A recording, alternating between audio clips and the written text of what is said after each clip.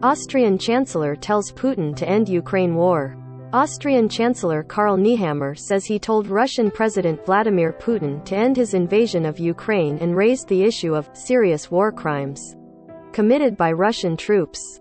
526. Vienna. Austrian Chancellor Karl Nehammer said Monday that he urged Russian President Vladimir Putin to end the invasion of Ukraine and raised the issue of serious war crimes committed by the Russian military.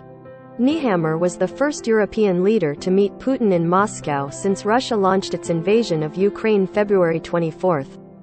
In a statement released after the meeting, the Austrian chancellor said his primary message to Putin in the very direct, open and tough talks was that this war needs to end, because in war both sides can only lose.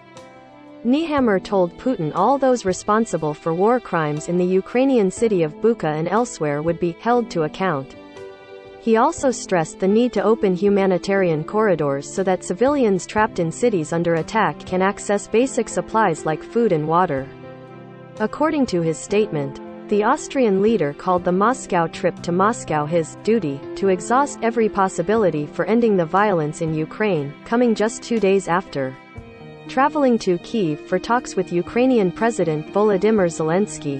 Speaking at a news conference in Moscow, Nehammer said face-to-face talks to look each other in the eye, discussing the horrors of war, could have a greater impact over the long term. But he said he walked away from the meeting without much optimism for an end to the war anytime soon. It might be necessary to do it 100 times, Nehammer said of the meeting. But I think it's necessary to do it, so that peace reigns again and the people of Ukraine live safely. European Union member Austria supported the 27-nation bloc's sanctions against Russia, though it so far has opposed cutting off deliveries of Russian gas.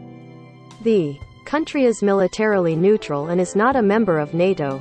But Nehammer and other Austrian officials have been keen to stress that military neutrality does not mean moral neutrality. We are militarily neutral, but have a clear position on the Russian war of aggression against Ukraine, Nehammer wrote on Twitter Sunday when announcing his trip to Moscow. It must stop.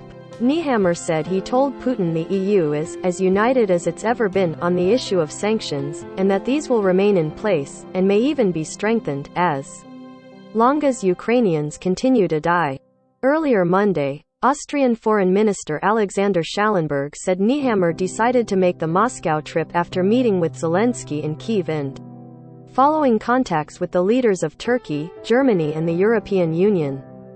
Schallenberg said ahead of a meeting with his EU counterparts in Luxembourg that it was an effort to seize every chance to end the humanitarian hell in. He added that every voice that makes clear to President Putin what reality looks like outside the walls of Kremlin is not a wasted voice.